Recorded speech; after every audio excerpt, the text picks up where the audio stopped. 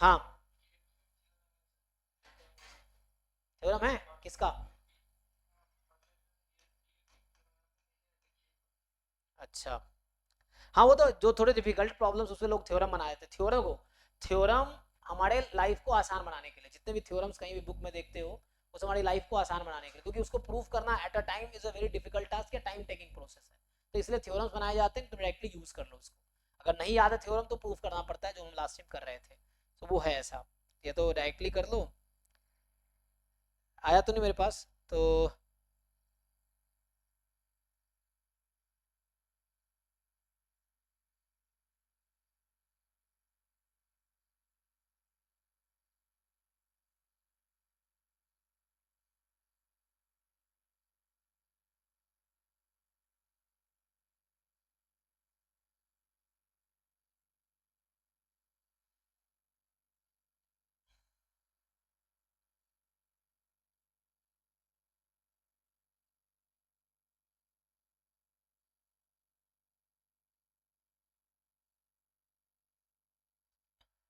तुम्हारा फोटो नहीं आया भाई, कहाँ भेजे हो देखो। अभी तक आया सर। हाँ लेकिन वो शायद इंटरनेट तुम्हारा स्लो है उधर से, या पता नहीं, मेरे मेरा में स्लो है, आया नहीं। चलो तो सियानी। हाँ,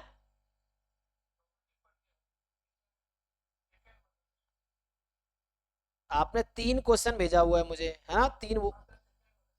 अच्छा, सेकंड वाला है, ओके। ओ अच्छा, ये बोल रहे थे। Suppose n is a sequence of non negative terms and non negative terms just बोल रहा है ना, और कुछ नहीं बोला है। डिक्रीजिंग भी नहीं बोला ना।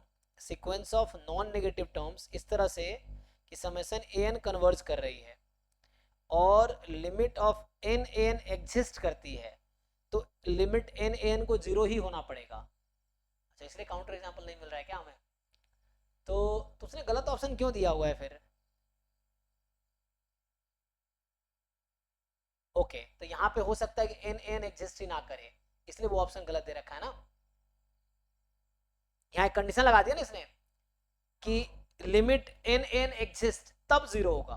तो हो सकता है उस केस में जो हम लिख रहे थे, सो लाइक वो जो थ्योरम हमने लिखा था, मतलब ये जो रिजल्ट है, एक तो रिजल्ट में गारंटी डिक्रीजिंग है तो जीरो होने की गारंटी है, अगर लिमिट एग्जिस्ट कर रही है तब जीरो होने की गारंटी है। लेकिन अगर लिमिट एग्जिस्ट ना करे, तो हो सकता है लिमिट एग्जिस्ट ना करे, ऐसा भी हो सकता है।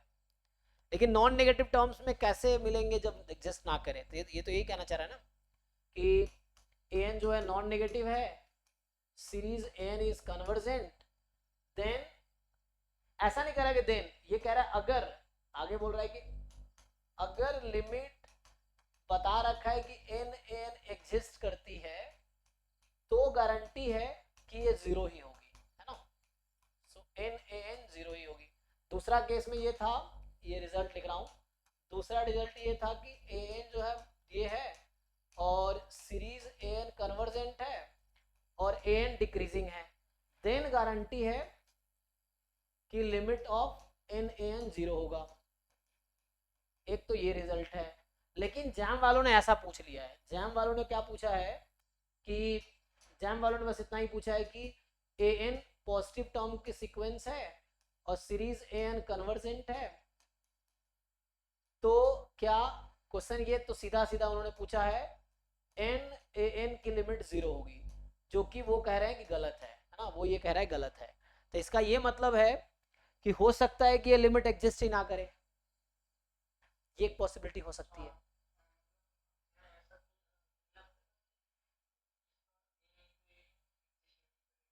हाँ, सो एग्जिस्ट, क्योंकि यहाँ इन्होंने एक कंडीशन लगा दिया कि अगर एग्जिस्ट, है ना, आगे लिखा है एंड एग्जिस्ट, तब जाके ये एग्जिस्ट करेगी, तब गारंटी है जीरो होगी। हम लोग जो भी एग्जांपल ढूंढ रहे हैं जीरो ही आ जा रही है, तो एक ऐसा ढूंढे जहाँ लिमिट एग्जिस्ट ही ना करे। ये एक चैलेंज है।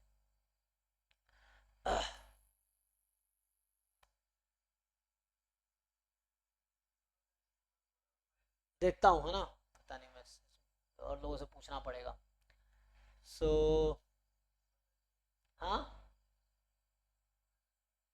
जोर से बोलो, आवाज नहीं आई आपकी। नहीं, सॉल्यूशन बुक है ही नहीं ना, सॉल्यूशन बुक 18 तक का ही है। एक्चुअली ये 19 का है ना, तो सॉल्यूशन बुक 18 तक का ही है, और 19 के बाद बुक कोई ऐसा प्रॉपर आया नहीं है। और वो भी जो लिख रहा है वो बोल रहा है कि डिक्रीजिंग कंडीशन छोड़ दिया।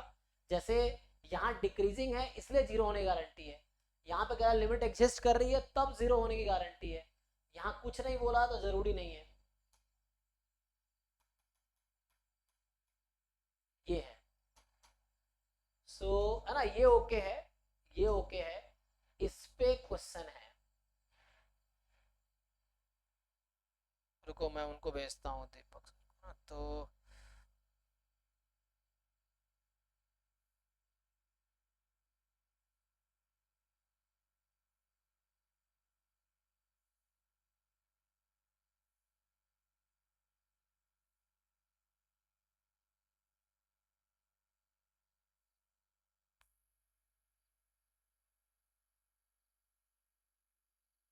पता नहीं, अगला बताओ। हाँ जी सियानी, चलो तुम्हारा क्वेश्चन देखते हैं। अच्छा तुम्हारा तीसरा क्वेश्चन क्या रह गया भाई, अरका बताओ, तुम्हारा खत्म ही करते हैं फिर इसका आते हैं। सो तीसरे में क्या पूछना है तुम्हें?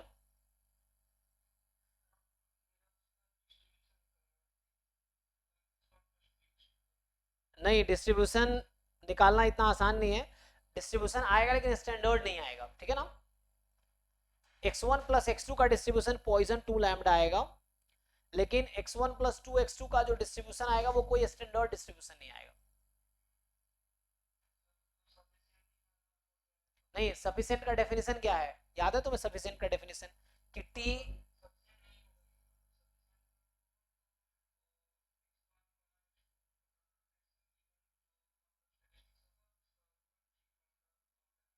यस, यहाँ सैंपल साइज 2 का है, तो यहाँ तो सैंपल साइज 2 है, तो उसने एक प्रूफ भेजा था, किसी ने सही भेजा था।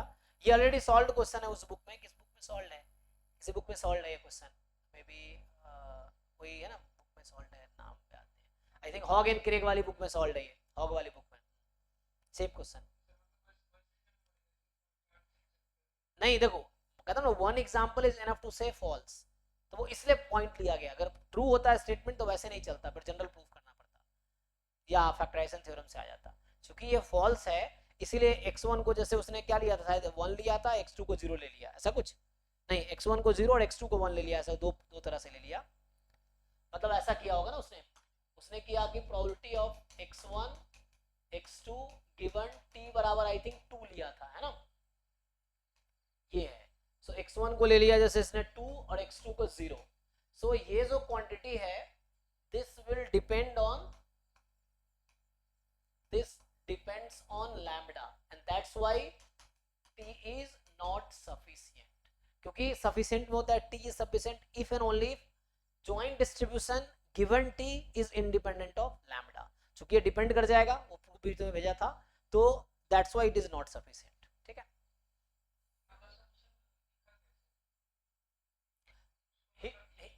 Hit and trial, hit and trial.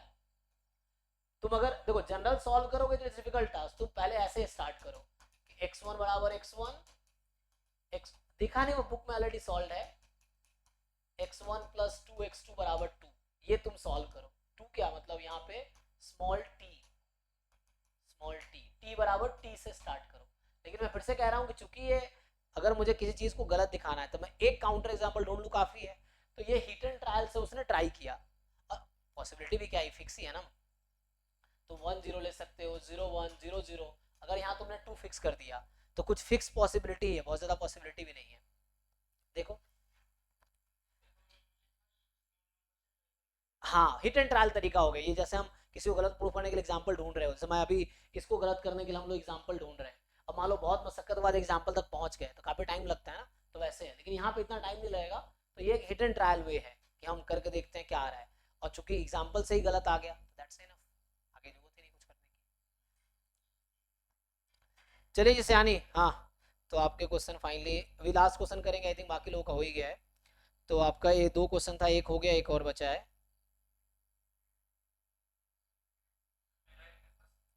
हाँ अभी इसके बाद बताते हैं, तो बताओ जी क्या पूछना है इसमें।